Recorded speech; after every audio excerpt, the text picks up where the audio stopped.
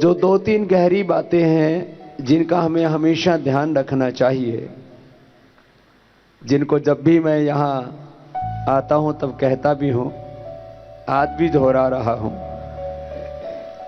ये दीक्षारोहण जैसे बच्चे कह रहे थे जब मंच संचालन कर रहे थे बालक, कि यूं तो हम हर दिन आरोहण पाते हैं और ये आरोहण की यात्रा अनादिकाल से चल रही है और अनंत काल तक चलती रहेगी। ये जो हमारा जीवन है, ये जीवन की यात्रा का एक घटक है।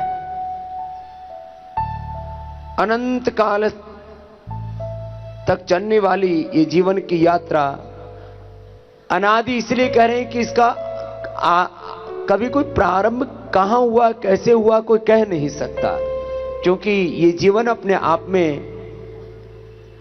एक अनंत सत्य है। लेकिन ये सत्य है कि जितने भी बालक हैं, शरीर के स्ट्रक्चर तो जेनेटिक डिफरेंस होने से थोड़े अलग अलग है। यह मैं दाईं तरफ बेटियों को देख रहा हूं जिन्होंने बहुत दिव्यता से यज्ञ का संपादन कराया। बाईं तरफ बालक हैं, सबके नाक, सबके दांत, सबका चेहरा, सबका कदकाठी, सबके बॉडी का स्ट्रक्चर, सब में डिफरेंस है। बाहर देखने में भी डिफरेंस दिखता है, आंखों की पुतलियों में भी डिफरेंस दिखता है। इसलिए तो बड़े चेक्स होते हैं, जहां कहीं पहचान करनी होती है तो आंखों की पुतलियों के फोटो खींचे जाते हैं। आंखों की पुतलियां भी अलग हैं, शरीर की आकृतियां, फोटोग्राफ्स भी अलग हैं। हमारे डीएनए में भी एक मूलभूत अंतर होता है। उसी से जब कोई एक्सीडेंट आदि हो जाता है या कोई ऐसी वैधानिक परिस्थिति बनती है कि पहचान की जाए कि कौन किसकी मां है, कौन किसका बाप है, कौन किसका बेटा है, उसी से पता लगता है।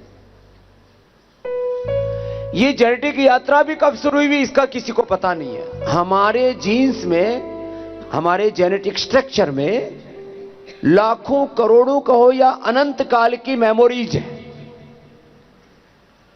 लेकिन यात्रा केवल शरीर से तो नहीं चल रही है। शरीर के पीछे इंद्रियां हैं, मन है, और शरीर के पीछे एक अदृष्ट अभौतिक तत्व है।